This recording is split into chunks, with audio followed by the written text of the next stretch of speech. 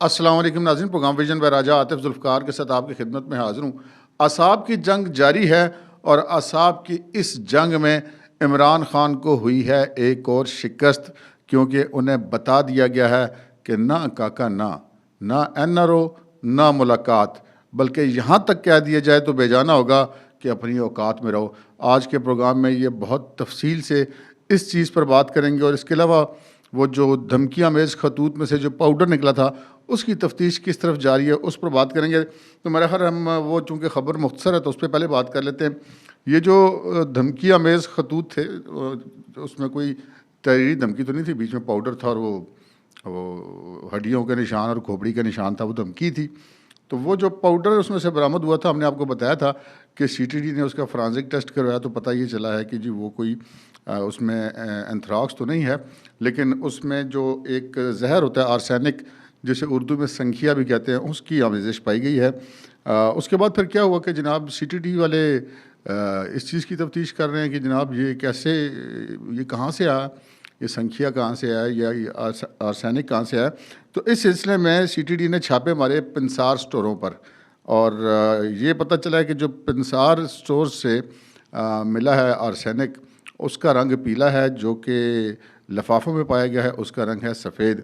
जिसके बाद अब ये फ़ैसला किया गया है कि अब इस तफ्तीश का दायरा कार जो है वो पंसारियों से बढ़ाकर ये जो अद्वियात साज फैक्ट्रियाँ हैं उन तक फैलाया जाएगा, ताकि ये पता चल सके कि वो आर्सेनिक आया कहाँ से।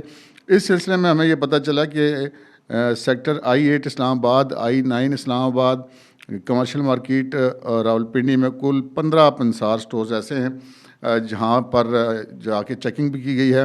वहाँ पर कुछ जो पंसार स्टोर थे उनके ऊपर सीसीटीवी कैमरे भी लगे हुए थे।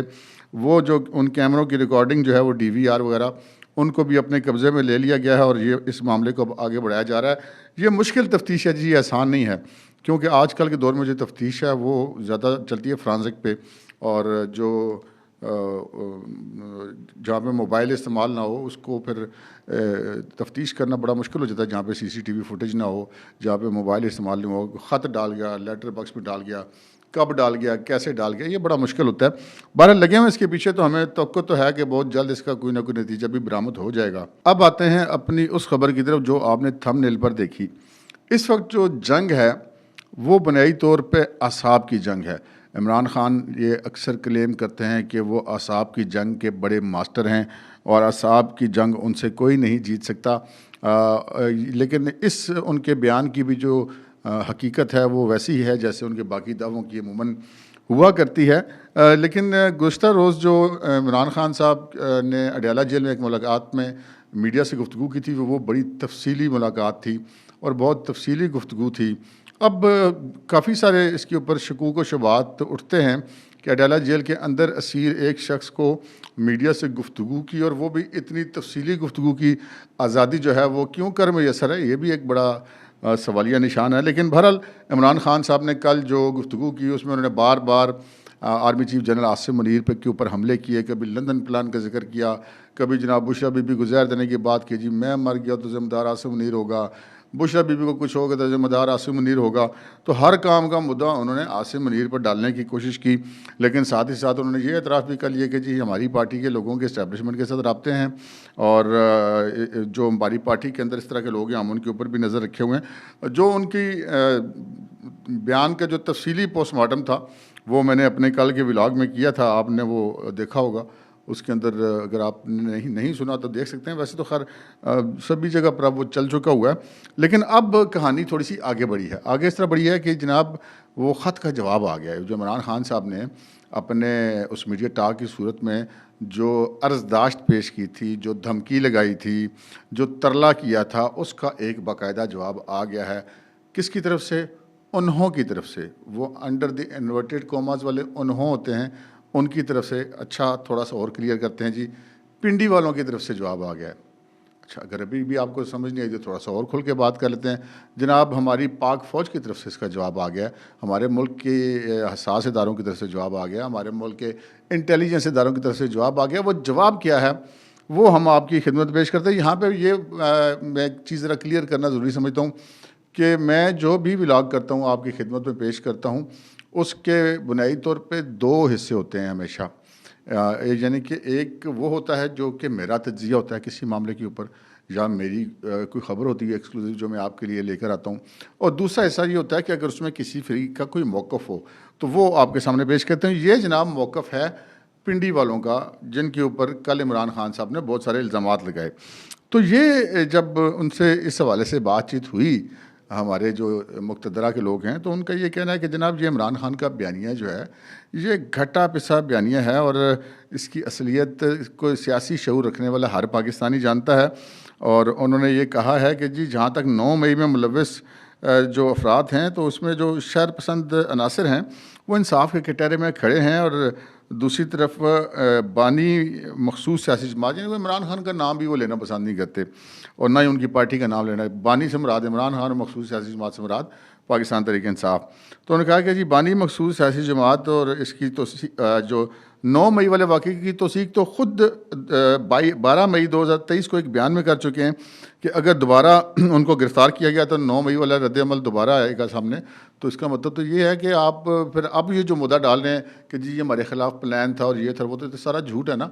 आप तो एक दफ़ा इस पे कामयाबी से अमल दरामद करने के बाद वो दोबारा करने की धमकी भी दे चुके हैं कि जी दोबारा मुझे गिरफ़्तार करेंगे तो दोबारा ये होगा। तो इस तरह ये जो मामला है, ये वो एक चीज़ जब वो बंदा ख़ुद तस्लीम कर चुका है, तो उसके बाद अगर वो ये कहे जी नहीं मुझे नहीं पता, तो ये ऐसा नहीं है। उनका ये कहना है कि जी ये मखसूस सियासी जमात यानी कि तहरीक इंसाफ के बानी यानी कि इमरान खान अपनी पार्टी के अंदर शदीद इंतशार से बौखला गए हैं। ये बात वैसे वो ठीक कर रहे हैं, हम भी आपको अपने तौर पे भी ये खबर देते रहे हैं कि पाकिस्तान तहरीक इंसाफ के अंदर इस वक्त बहुत सारे ग्रुप और बहुत सारी लाबियाँ बन चुकी हैं। और फिर जनाब वो फरमाते हैं कि जेल में गुफ्तगू के दौरान उन्होंने एक बार फिर यानी कि इमरान खान ने अपनी नाकामियों, सियासी नाकामियों और ज़ाती मनमानियों का मलबा इस्टेब्लिशमेंट और अदलिया के ऊपर गिराया है। उन्होंने नाम नहाद लंदन प्लान का राग फेर लापा है, और ये कहा कि इस्टेब्लिशमेंट और अदलिया ने नून लीग के कायद से मिलकर हुकूमत के ख़िलाफ़ साजिश पाए तकमील तक पहुँचाई, यानी कि उनकी अपनी हुकूमत की बात कर रहे हैं।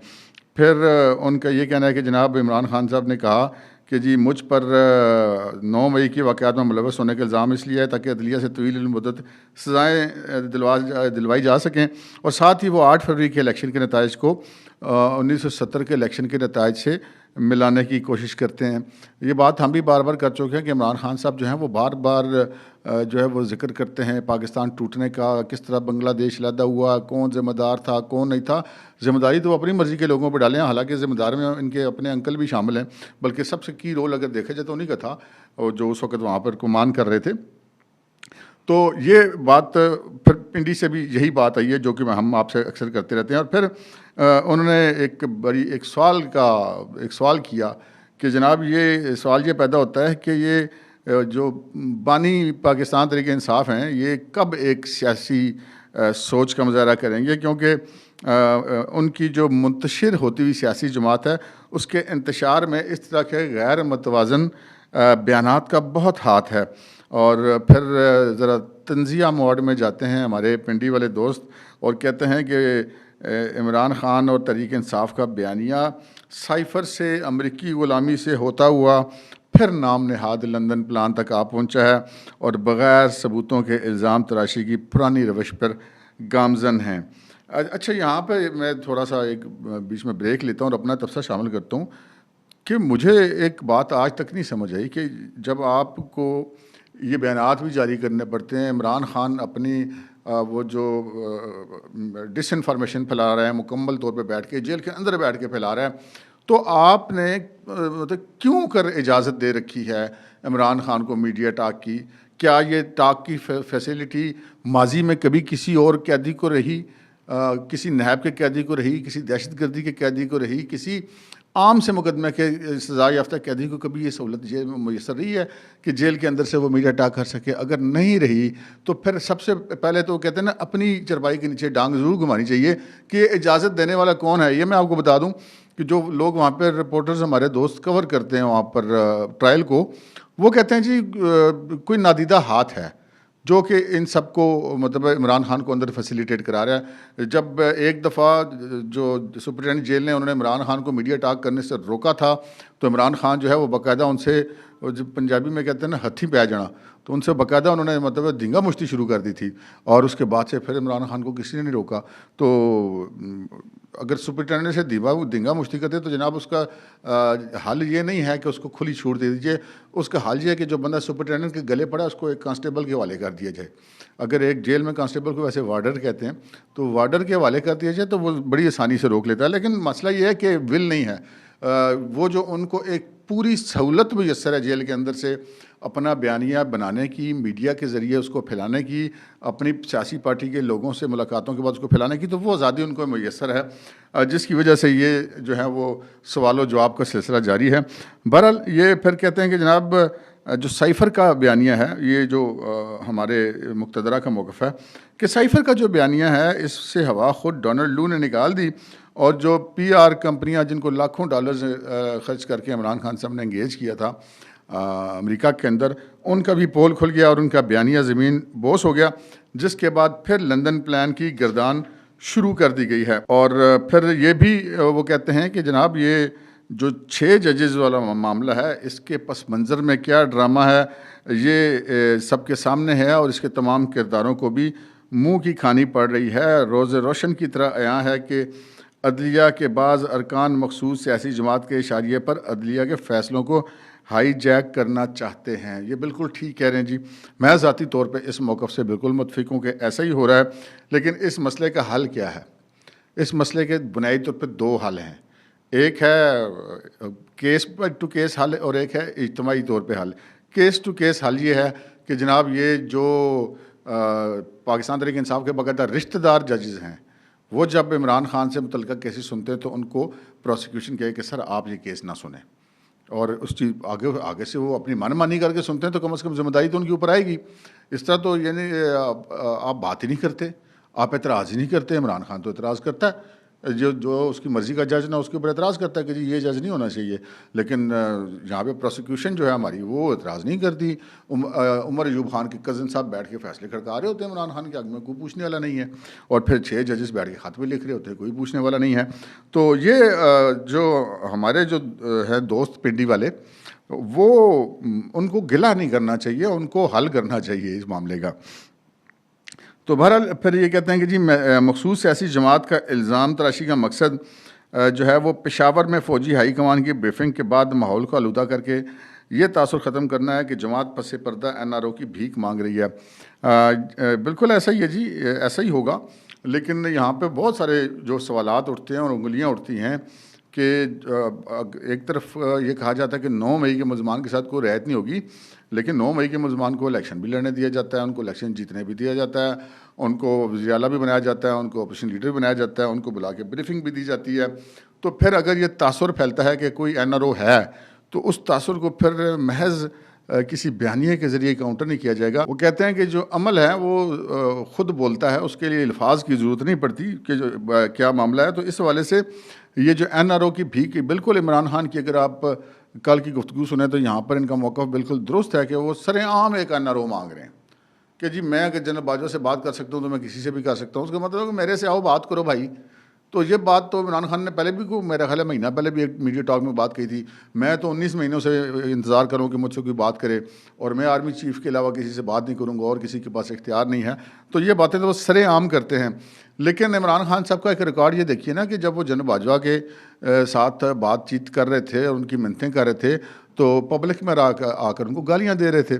तो वो अब अगर वो सामने तजर्बा सामने होने के बावजूद अगर उनको कोई रियायत मिलती है तो ये तो फिर बड़ी अफसोसनाक अमर होगा।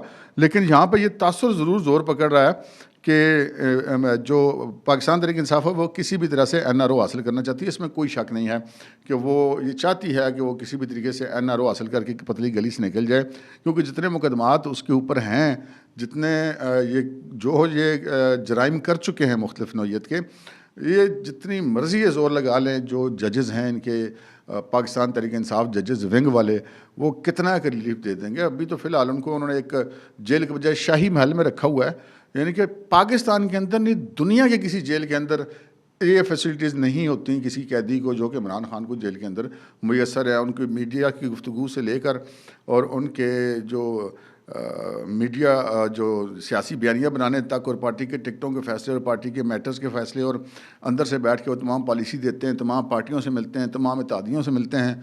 वहाँ पे एक पब्लिक सेक्रेटरीट बन चुका है अडयाला जेल पाकिस्तान तहरीक इंसाफ के लिए। तो ये सहूलतें पूरी दुनिया में किसी को नहीं मिलती। बाकी सहूलतों का तो जिक्र ही कोई नहीं ना जी। जो एसी शेसी और खाने और वो जो मौजें लगी हैं वो तो अपनी जगह पे हैं। को 12 लाख रुपए महीने का भाई पड़ रहा है सिक्योरिटी के वाले के साथ ये बंदा इस कौमी ख़जाने को।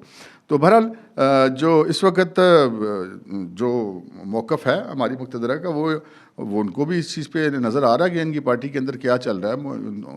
उनके राब्ते भी हैं यकीनन उनके साथ। तो वहाँ पे ये कहा जाता है कि जी पार्टी में पहले भी तशवीश पाई जाती थी कि बानी तहरीक इंसाफ यानी कि इमरान खान का कंट्रोल हर तरह से बुशरा बीबी के हाथ में है। और अब तो गैर जानिबदार हल्के भी वाक़यात के तसलसल को देख कर ये कह रहे हैं कि इमरान खान अपनी इनफरादियत खो के बुशरा बीबी के इशारों पे चल रहे हैं। इसमें कोई शक है? भाई एक बंदा जिसको वो कहते हैं हमारी इस्टेब्लिशमेंट ने वो पाल पोस का बड़ा किया, वो गौर बट सब कहते हैं कि खिलाया पिलाया वड्डा किया, त्रै ब्याह कराए थे, फिर वज़ीर आज़म बनवाया।